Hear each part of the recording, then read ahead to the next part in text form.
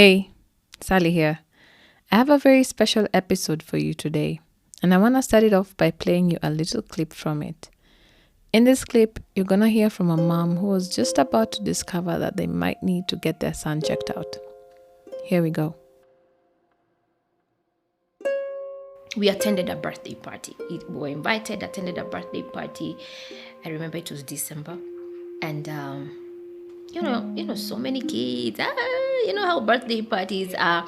I remember when we went into that house, everyone was like, his name is Yaron. So he's like, Yaron! Hey, he was not able to handle that. He said, running towards the door. So I just, held him, hugged him, and told him it's okay. Then I told everybody, please, he doesn't like attention. So you guys mind your own business, and you can greet him as he warms up and all that. So I remember since when he went out, he refused to come into the house. So you can imagine we were there. I was there with my nanny and my other kids, and now my second born, and everything was okay. And then the cake cutting came, and the music was turned on.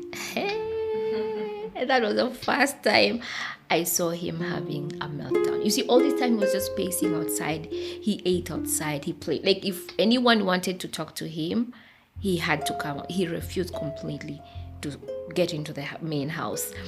So that was not a problem. But when the music was turned on and everyone was like, happy birthday, shouting, and he couldn't. He took off. He took off, went straight to the gate. Like, he wanted to get out of that place. He was covering now his ears, screaming. Like, you could see the pain. And so he just sat there, cried and cried and cried. I was just there, holding him, trying as much as you can to calm him. But you see, when someone is in a meltdown, there's really nothing much you can do. So I just, held him, stayed there. He cried and cried and cried. And all he wanted was, we need to get out. Let's go home, let's go home, let's go home, let's go home. And we had to go home. In today's episode, we are going to get into why Hassan was struggling at that party. This is the fourth episode of the Holiday Survival Guide series I have been running on helping parents navigate the sometimes crazy and overwhelming holiday season. And today, we're going to go into how parents with kids on the spectrum handle the holidays and all that comes with it. This is Mama Tales, a podcast on our collective motherhood journey. I'm your host, Sally Kuria. The mom from the clip I just played is Dr. Lema, a pediatrician. I'm a mom of 3, and my eldest son, who is 9 turning 10, has developmental challenges, precisely autism. He's on the spectrum. I asked her onto the podcast because I wanted to understand her experience as a mom with a child on the spectrum. Finding out that he was on the spectrum was not a one-day thing. Well, it's not. Oh my God! It was such a bad way of discovering. Okay, so I got my firstborn when I was already a pediatrician. So after getting my child, the first year milestones, all of them were pretty okay, except for speech.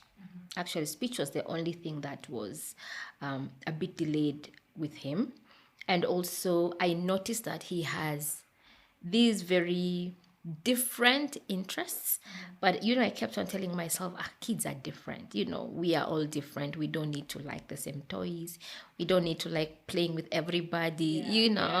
And him being the firstborn, we always have this excuse of it's because he's surrounded by adults, so that's why he's behaving the way he's behaving. So 1 year came, his first birthday came, and he was okay. I remember in his birthday, we brought him toys. No more toys. That should, you'll buy a child who was just turned 1 year. And he was not amused by those toys. Okay, that was a bit of a concern, but again, you brush it off. So what he really liked at that time was a tape measure, a drum, and sticks, like these straight objects. So he kept on collecting those. So that's what he would consider to be toys. and blocks, the building blocks. Then fast forward the second birthday. So during this whole time, so he started talking, but he was talking gibberish. Like he will say something and then maybe he'll just pick one or two things in the mix of all those things that he's saying. But most of what he was saying, he was really not making any sense. Then when he turned 2, now it was really becoming a concern because he was not able to express himself. You would call him, he would not respond. So he started also having these hand flaps as well. So now it started becoming more and more evident that, okay, we are actually having developmental issues. Then, what really broke us was we attended a birthday party. We were invited, attended a birthday party. I remember it was December. And so many kids. You know how birthday parties are. I remember when we went into that house, everyone was like, his name is Yaron. So it's like, Yaron! Hey, he was not able to handle that. He started running towards the door. So I just, held him, hugged him, and told him, it's okay. Then I told everybody, please, he doesn't like attention. So you guys mind your own business and you can greet him as, as he warms up and all that. So I remember since when he went out, he refused to come into the house. So you can imagine we were there. I was there with my nanny and my other kids, and now my second born, and everything was okay. And then the cake cutting came, and the music was turned on. That was the first time I saw him having a meltdown. You see, all this time he was just pacing outside. He ate outside. He played. Like if anyone wanted to talk to him, he had to come out. He refused completely to get into the main house. So that was not a problem. But when the music was turned on and everyone was like, happy birthday, shouting, and he couldn't. He took off. He took off, went straight to the gate. Like he wanted to get out of that place. He was covering now his ears, screaming. Like you could see the pain. And so he just sat there, cried and cried and cried. I was just there, holding him, trying as much as you can to calm him. But you see, when someone is in a meltdown, there's really nothing much you can do. So I just, held him, stayed there. He cried and cried and cried. And all he wanted was, we need to get out. Let's go home. Let's go home. Let's go home. Let's go home. And we had to go home. Yeah. So, I had to get my other son. He was young, very young. He was, a baby, an infant, and told my nanny, okay, I think this is it. We even we had to wait to eat the cake. So we left. Yeah. So after that, then I was like, okay, I think you can't hide. Just go get a diagnosis. Yeah. So gathered courage, because as much as you see it staring at you, but it's a whole different game when someone tells you actually your son is on the spectrum or your daughter is on the spectrum. Yeah. We went with the father, and the diagnosis was made. It feels like this cold ice that has just, like you've just dipped your body into this pool of cold ice. And now you're wondering, so what? Like, what next? What are we going to do? Yeah. This is our first child. You remember, it's the son before him who passed on. Now it's this one. You were told, okay, he's on the spectrum. And I was like, oh my God, like, should things happen this way? You cry to God, ask him all sorts of questions, no answers. Then I just told myself, you know what, I'm a pediatrician. At least I can read and understand. So I take it up that way. Yeah. So read, research, like literally after seeing my son going anything, I go to sit. Why is he behaving this way? Why is he doing this way? How can I help him? So that has been the journey. Yeah.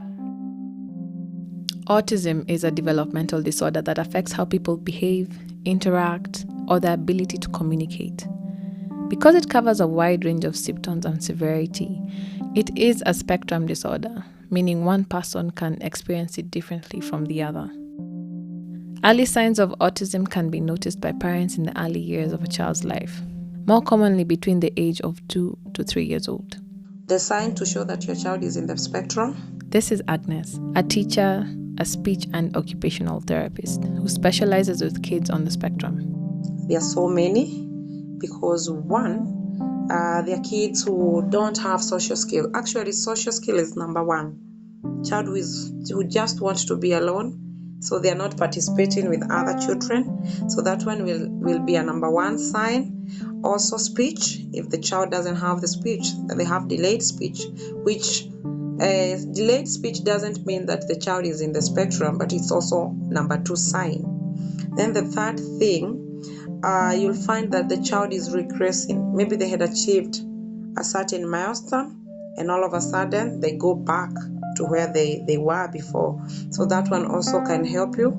We also have children who have chewing issues. You see, they can't chew, they have feeding issues. And we also have children who have learning difficulties completely. Like you find they're very good in maybe, let's say, numeracy skills, but when it comes to language, it's just hard for them. Other signs include inability of making eye contact, difficulty tolerating changes in routines or new experiences, being overly focused on niche subjects or on something that others do not typically care too much about. And of course, there's the stereotypical movements, such as hand flapping, rocking, or spinning. After getting their diagnosis, Dr. Lemma started trying to figure out how best to manage their son and get him the help that he needs. Autism doesn't have a cure, but with a lot of patience, families can manage the symptoms and support a child's development of necessary life skills. After some time, they were able to get into a rhythm, but there are moments that are harder than usual. One of them being the holidays. So actually, no, that's usually one of the challenges when it comes to Christmas. It's been a while since but it took, I would say in the first 3-4 years of his life, maybe 5, we really never used to have plans for Christmas. Simply because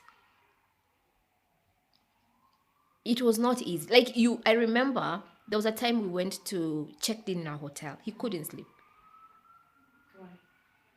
It's a new environment. The bed is not his. So he cried. He was up the whole night. We came back the following day. Because for us it was like, let's go for no, this, why is this? He'll just be why is this? Exactly. Why are we here? Yes. But right now, he loves the beach. He'll look forward to all these things. Yeah. So for parents who have children who are on the spectrum, if you're in the younger years, just be very patient. So the first thing I'll say is simplify your life, please. Yeah. Just simplify. Make it simple. Now, autism is a spectrum disorder. So not all kids will have the same challenges. It's quite wide. And so if you know your child is the one who just cannot accept change, and most autistic kids can't. For them, routine is key. And it doesn't matter if it's a New Year or it's Christmas or it's just another Monday. The routine has to be followed. Yeah. Because for them, a Christmas is just a day. People are happy and all that, but for them, it's just another day that has 24 hours and tomorrow will come. Away from that change of routine and environments, dealing with extended family and friends is something that comes with this time of year. Here are some tips from her on handling this. So this is what, again, simplify. Know your child. Do you know how your child processes? Because this is the first question I always ask the parents. Do you know how your child processes their senses? 1, 2, do you know what they do to regulate those senses? So, for example, if the issue is, as you say, sitting and standing or pacing, when you see that, what comes to mind? Is it just a child that is being rebellious, they just don't want to sit? Or are they communicating something is actually wrong in that particular space you are in? Okay, and wrong not necessarily in our definition, but in his definition, something is not okay. Yeah, because we call that stimming. And what do? Because what we advocate for is when you see a child doing that, don't stop them, because if you stop that, something worse is going to happen, because their brain is not figuring things out. That's why it has to do what it has to do. So if you know you're a parent who has a child on the spectrum and you have, all these parties to attend. So the first thing is, do those people know you have a child who's on the spectrum? Yeah, because if it's functions, if you're hosting, it's a family together, maybe you're invited for, Christmas lunch, or, make sure those people know you actually have a child on the spectrum. Make it known. That's the first thing. And as a parent, it's your responsibility to be able to know, how does my child process their senses? How does my child regulate themselves? How do I know when my child is overwhelmed? Because just after an overload, that's when a meltdown comes. When you cross over to a meltdown, there's nothing you can do. They have to go through the whole thing. It can take a whole hour of them being jittery, throwing things, making noise, whatever the way they would want to express their emotions. So before you get there, what are the telltale signs that you as a parent need to observe that, okay, when my son is like this, if, for example, for my son, I know when he starts pacing, so usually he'll start pacing. He starts fidgeting, like you'll see him keep on doing this. He also has echolalia, where he repeats conversations he has had before. Yeah, very interesting. Imagine, it's like he has a temporal corda in his, Wow. and that's it's a level of speech and language development, but it's very interesting, because if you want to know what happened in school, you just sit close to him and you'll hear him having this back and forth conversation. Yeah. And he'll do it to the detail of tones, fluctuations, and bass, and yeah. So you'll know it's two people talking anyway. So for him, that will be heightened. So whenever I see that, so I always tell him, Yaron, come and give you a hug, or Yaron, let's go out for a walk, before it really multiplies. Yeah. So those are the things. Now, you see, for him, he has speech. So, and then I know how he's not as sensitive. So I can comfortably hug him. I can comfortably tell him, let's go out. Now, if you're having a toddler who doesn't have speech yet and all that, you should be able to, if you're going into a new place, just ask, do you have a place? We call it a comfort space with comfort belonging. So this is like a space that you designate specifically whenever you see your child getting overwhelmed. Go to that corner, and in that corner put familiar things you carry from home. Could be steam toys, fidgeting toys. So you put them there so that when he gets to that space, it's safer, it's calmer, and be with your child for as long as you want. Even if that will be it. Like once you get there, he'll not want to get back. Well, that's just the way it is. Accept it. Yeah. So that's another one. Then the other one is, you don't need to go to each and every function. I always tell myself as well. I also have issues with meeting a lot of people at the same time. I also get overworked. So a time like Christmas as much as you may meet new people, but if you're hosting a Christmas lunch, should be for people who are with you throughout the year. I think that's what I think. You shouldn't be, you're not new people, But I know in our setting, especially in our African setting, where it's us going to Ocha, to Ushago, you'll meet all kinds of new people. You will meet all kinds of new people. So that means, as a parent who has a child on this spectrum, you need to be able to protect your child. Like, your child doesn't have to greet all uncles and aunties as they come. No. If he's in the mood, then that's okay. If he's not in the mood, because now your immediate family knows your child is different, please let it not, don't get hard feelings that, I don't know, she was not able to greet grandmas, who, and now no, please, don't catch. Yeah. It is, you're not the one controlling this child. It's the child to decide. Yeah. So if somebody come into the house and they say, go say hi to him, and then he says no, that's a complete sentence. Just let them be. You don't need to force and start, oh, CG, what? Because I know some people make all these types of comments. Yeah. And that's the time you, as the parent, please step up and advocate for your child. Because they should be able to understand not all children are the same. Yeah. The other kids will easily come and say hi, even when they don't want to, but they can easily come and say hi just for the sake of peace. But the child on the spectrum, if it's a no, it's a no. And you cannot change that. And the best thing is don't try. Because you'll embarrass yourself and this guy will go into a meltdown and it's gonna be a whole thing. Yeah. See, and the people will be like, anakata kusalimia ndo analia hivyo, you know. But it's not just kulia. This is a whole new dimension. Preparing both the child and the children who are going to interact with them are also key things to consider during this time, according to Agnes. This one you practice before, like maybe you bring people to your home, maybe the cousins, the aunties, maybe you just invite them maybe for sleepover, and then you try to interact so that even when you travel and maybe you'll be having the same cousins, now the child is like, oh, I was with you. You know, even if they won't be able to say it, they will remember I was with my cousin and now I'm still playing with my cousin.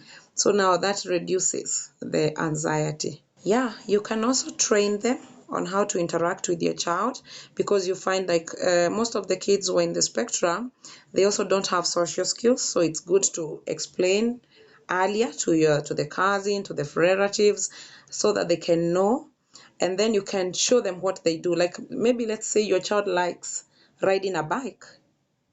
So when you interact now, your relative like helping your child to ride a bike, now they get so used, and it is not now a new thing to them because it's what they like, so they enjoy doing it.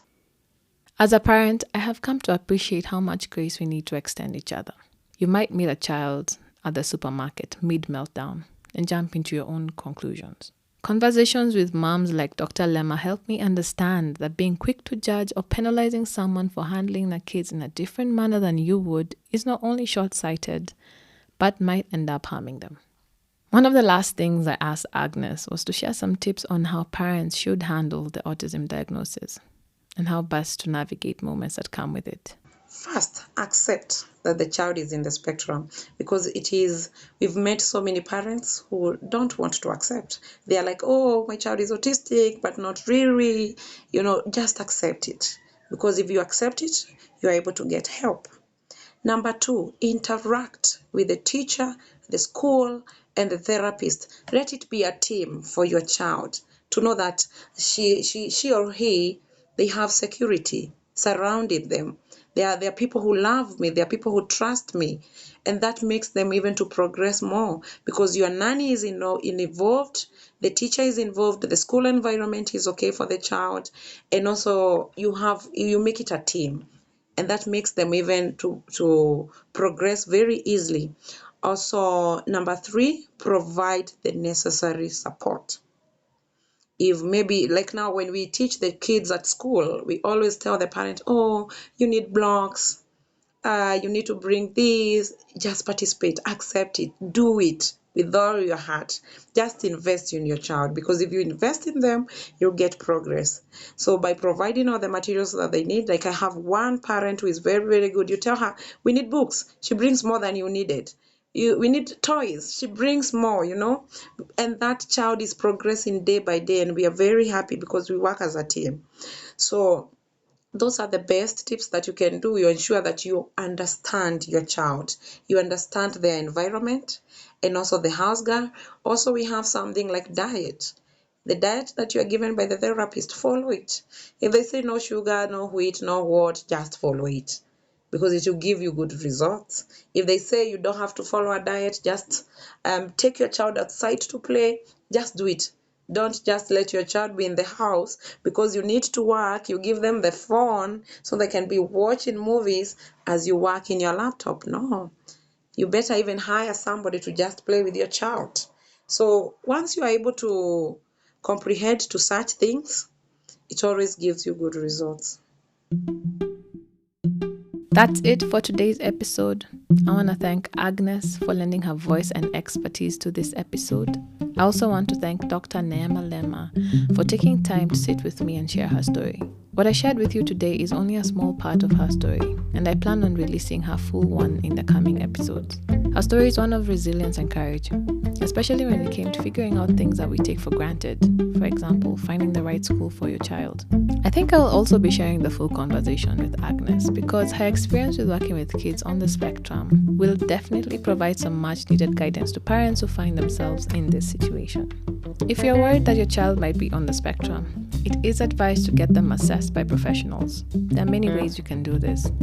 Centers like Gertrude's Hospital or KISE, that's the Kenyan Institute of Special Education, might be a good start. Dr. Neema Lema has also offered to link up with any of you should you need it.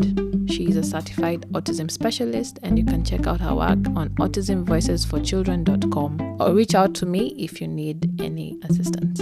We're just about to come to the end of the Holiday Survival Guide series with one more episode left. That episode will be coming out on the 26th of December, aka Boxing Day. In that episode, I'll be sharing some things that I started out this year worrying about, but in hindsight, I probably shouldn't have. I won't be doing it alone. A number of you have chimed in and shared your own worries, so that will be a really nice episode to get into. As you can imagine, I will be working through the holidays somewhat, so if you want to keep up with me and everything that will be going on in the Mama Tales world, make sure to join us on Instagram and TikTok at Mama Tales Podcast, or on my own page on Instagram, that's at Sally Mugore. I will also be resuming story recordings mid-January. So if you'd love to share a story on your motherhood experience, we would love to hear it. Just let me know by filling in the form in the show notes. Remember, you can also provide support to this podcast by sharing it with your friends, someone that you think would find value in it, and by definitely monetary contributions. You can find out how you can do this in the show notes of this episode. Any amount will be highly appreciated. Happy holidays, fam, and safe travels to all of you traveling this season. I also know that this is probably the busiest time for parents with young kids. All I want to say is just hang in there, try live in the moment, and make as many memories as possible. However, if you can take a minute or two to just breathe and calm yourself, please do that. I think that should be a priority. Catch you here again next week. Bye.